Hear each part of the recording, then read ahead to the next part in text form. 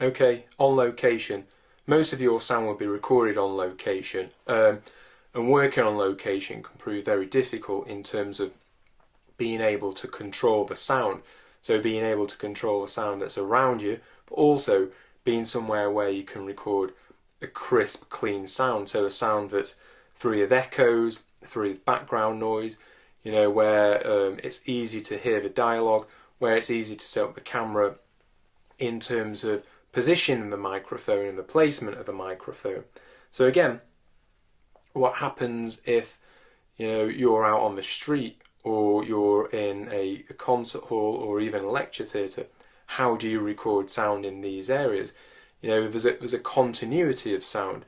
If we're in a pub, for example, and we're trying to record an interview and there's a jukebox on, what happens if we try and cut the interview together? So if we cut from an A roll to a B roll of someone conducting the interview and then the interviewee responding, and then a number of different cuts around this. So in terms of news gathering, they're going to make interviews a lot shorter. It might be 30 minutes of an interview, but it'll seem like a continuous flow over 3 or 4 minutes, where the camera will cut backwards and forwards from the interviewer to the interviewee. Again, if we've got background noise, every time we make a cut, it means that the track on that jukebox is going to change, so the continuity will be completely broken. So again, these are going to be really difficult situations and difficult positions. Same as filming on the street with car noise, or as I say, in a concert hall or lecture theatre. How do you cut music? How do you cut the sound? So again, in terms of approaching these, you need to start to break the sound down into its elements and record each element separately and as a master file also. So if we were recording in a pub environment, for example, to control the scene, first of all, we might try and control the area, so it's restricting people's movements around that pub. It's asking the landlord to switch the jukebox off. It's just trying to find 10 minutes of quiet time. So it might be going into a corner, it might be going into a back room. But if we would still want the pub atmosphere, we want to record background tracks to put on at a later point. Additionally, in terms of that jukebox, we can put a music track on at a later point.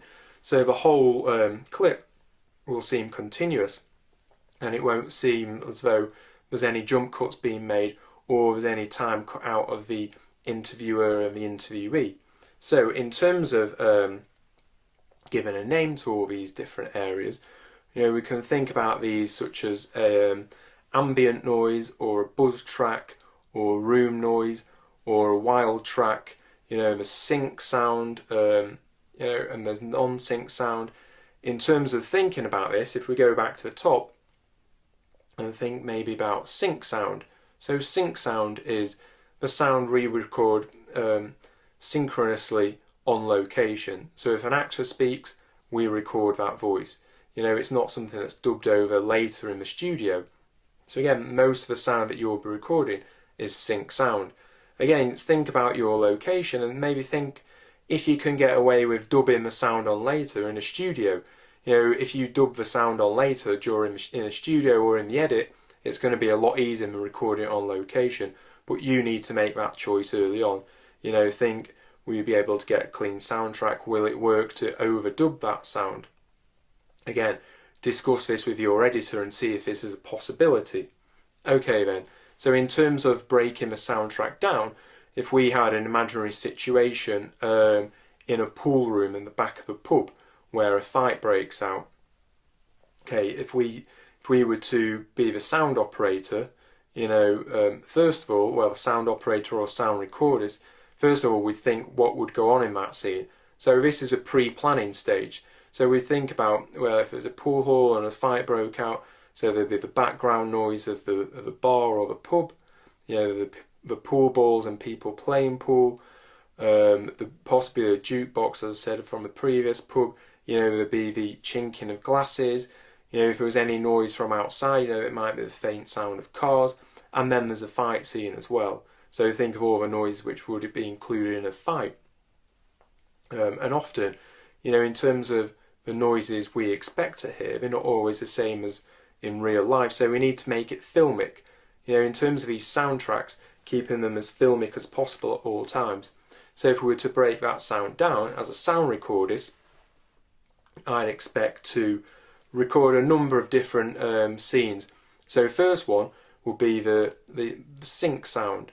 Okay, so in this we control the area, we'd make sure there's no background noise, we'd turn off fridges, microwaves, any lights in there, and then we would hold the camera up and listen and see if there was any background noise at all. So we give it a few seconds of silence.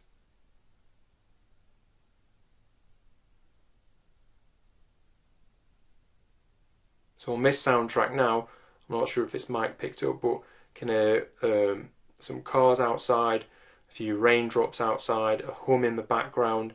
In terms of what we would do on our own soundtrack, we'd try and get rid of some of those noises, and then we would film room noise. So room noise is simply, you know, staying still for maybe 30 seconds, maybe a minute, with nobody moving, with no noise at all, just to record that buzz in the room. So if there's a bit of electric noise, you know, whatever the noises are in there, it means there's a continuous background track that can be cut all the way through. So in terms of that sync sound, when you start to cut into that, rather than being little glitches in the background, you can cover these over with your room noise track. Okay, so that's the first. These are the first two tracks you need to capture: the sync track, so the dialogue, and then the room noise. Okay, the next one then will be ambient sounds, or perhaps the wild track. And the wild track is all the other noises that happen within the scene. So the sound recordist in this case would get complete silence again, and then someone would play pool, so they would record the sound of the pool balls, the chinking of glasses, they would record this sound, any noise in the pub, so if there were people in the pub, they could talk and the sound would be recorded, any background soundtracks also, such as any dialogue in the background, and then if there are any cars outside, we record this again, that might come under the room noise. After this, in the edit, you can see how all these tracks start to layer up, and again, all these tracks are independently negotiable in terms of being able to mix these tracks and increase or decrease the volume on each track. Again, if we use Final Cut Pro and we use something else such as Soundtrack Pro to record our tracks, we'll see how quickly the tracks on our soundtrack start to stack up. You know, we might replicate tracks, you know, we might mute tracks, we might adjust the volume on different tracks. But again, these are all going to be made out of our room noise, our wild track, and our sync sound, again, which should all be recorded separately. Again, you might also think about overdubbing some of these tracks as well. So in terms of the dialogue scenes, you know, recording the dialogue scenes again in the studio to make them as clear as possible if needed. Additionally, any Foley by the sound recordist. So Foley is where you make your own sound effects. However, in terms of, you know, the facilities we've got, you know, we can use Soundtrack Pro or GarageBand even, which has thousands of different sound effects. So any effects you need, from a machine gun, a helicopter, to the sound of a barking dog, you know, Soundtrack Pro contains all these. So we've got a back catalogue of sounds that we can already use for our film. Okay then, so you know, so they're the different aspects to recording the tracks, and you need to be in control of it at all time. In terms of this, you know, on set, it's so important that you get all these tracks and they're recorded clear and without any background sound. So on set, you know, the sound recordist is in charge. The sound recordist is able to call quiet, and everyone should sit quiet for the duration it takes to record each track. You know, we can't be picking up background noises which aren't needed for the soundtrack. So the sound recordist will place the microphone, you know, direct the scene, record the scene, get the kind of tracks that they want, enough to build up the main overall track of the film, and then shooting can continue. So again, don't ever think that sound recordist is a little bit down the pecking order. On set, the sound recordist rules really in terms of, you know, being able to call quiet and make sure there is time to record soundtracks. What I want you to do is look at the next clip. In particular, I want you to pay special attention to the 10 tips at the end of this clip.